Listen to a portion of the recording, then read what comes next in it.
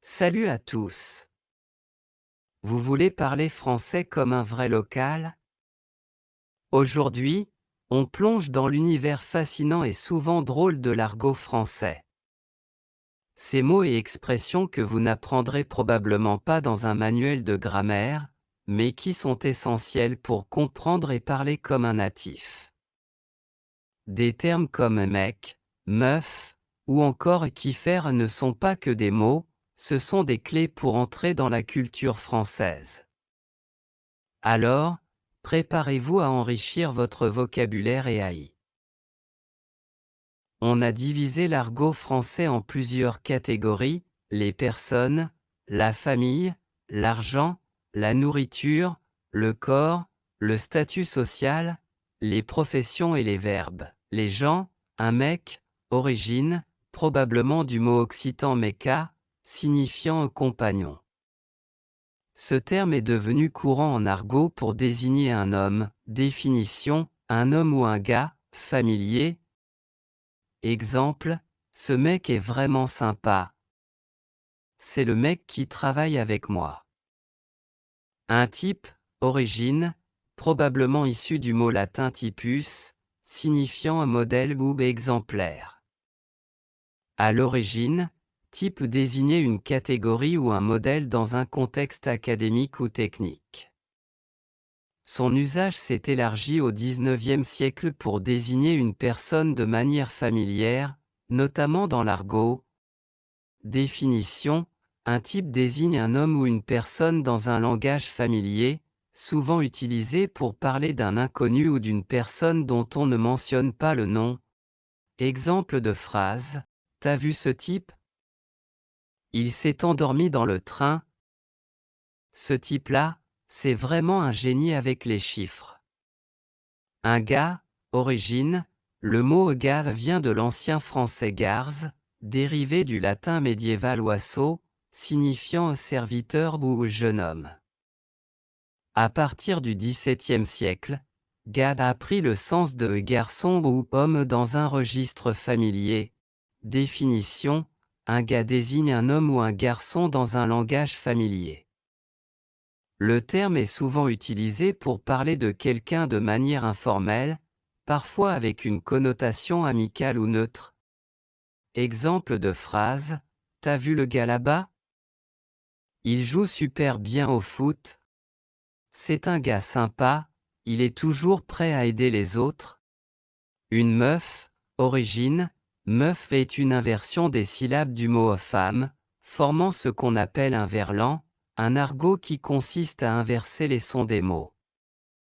Apparue dans les années 1970 à 1980, cette expression s'est popularisée dans les milieux urbains et chez les jeunes. Définition: une meuf désigne une femme ou une fille dans un registre très familier.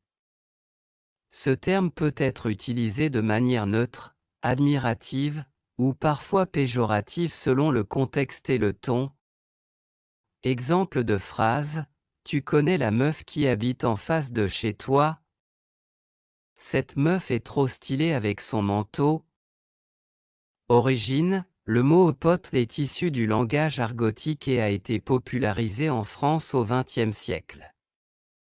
Il proviendrait de l'expression ancienne pot à feu, utilisée pour désigner une personne proche avec laquelle on partageait des repas ou un foyer, symbolisant ainsi la camaraderie. Par extension, il s'est transformé en un terme affectueux pour désigner un ami ou une amie. Définition: mon pote, utilisé pour parler d'un ami masculin de manière informelle. Ma pote, version féminine moins courante, mais utilisée dans certains cercles. Exemple de phrase: et, mon pote, t'as vu le match hier soir? Ma pote, on se fait un resto ce soir? Mon kéom, origine, l'origine du mot est simple, il s'agit d'une inversion des syllabes du mot mec, me devient quem. Le verlan est un type d'argot français qui consiste à inverser les syllabes d'un mot, ou à appliquer d'autres transformations phonétiques, dans un but de créer un langage codé ou simplement pour le jeu. Le verlan s'est popularisé dans les milieux jeunes, notamment dans les banlieues, et s'est ensuite diffusé dans d'autres couches de la société. Définition: Keom est le verlan de mec. Il désigne donc un homme, un garçon, un individu de sexe masculin. Exemple de phrase: T'as vu le Keom là-bas? Il est super grand. C'est un bon Keom, il m'a aidé à déménager. Un gamin ou une gamine, origine, vient du vieux français gamar, signifiant un compagnon. Le mot a évolué pour désigner un enfant ou un jeune. Définition: terme familier pour désigner un enfant ou un adolescent. Il peut aussi avoir une connotation affectueuse ou moqueuse selon le ton utilisé. Exemple: ce gamin court partout dans la maison. Elle est vraiment futée, cette gamine. Une gosse, origine, issue de l'argot parisien au XIXe siècle. À l'origine, il désignait une petite fille ou une femme, mais son sens a évolué. Définition: terme familier pour désigner un enfant, utilisé aussi bien pour les garçons que pour les filles. Exemple: c'est une jolie gosse, elle ressemble à sa mère. Les gosses sont déjà à l'école. Un boudin, origine, le mot au boudin désigne d'abord une spécialité culinaire, une sorte de saucisse, mais il a pris plusieurs sens figurés au fil du temps. Dans l'argot français, il est souvent utilisé pour qualifier une personne ou une situation. Définition: sens péjoratif, familier argot, désigne une femme considérée comme peu attrayante. Ce terme est très offensant et à éviter. Attention, cette utilisation est discriminatoire et perçue comme grossière. Exemple: ce qui se boudin? Une nana, origine, le terme nana remonte au XIXe siècle. À l'origine, il signifiait fille ou jeune femme et était parfois utilisé de manière péjorative. Le mot a été popularisé par l'œuvre d'Émile Zola dans son roman Nana, 1880, qui raconte l'histoire d'une femme séduisante et manipulatrice. Avec le temps, l'usage s'est adouci et est devenu un terme argotique courant. Définition: nana désigne une femme ou une fille, généralement dans un langage familier et détendu. Il peut être utilisé affectueusement ou pour parler d'une femme de manière générale. Exemple: t'as vu la nana qui vient d'arriver? Elle est super classe. C'est ma nana, je l'aime trop. Une gonzesse, origine, le mot gonzesse vient probablement de l'argot marseillais ou méridional et aurait été dérivé du mot espagnol moza, jeune fille.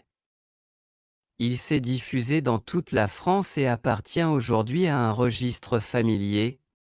Définition: gonzesse signifie aussi une femme ou une fille, mais peut être légèrement plus péjoratif ou moqueur selon le contexte. Cependant, il est souvent utilisé sans connotation négative dans un cadre familier. Exemple: les gonzesses dans ce bar sont toutes magnifiques. Elle fait trop sa gonzesse, là. C'est qui cette gonzesse? Elle est canonne.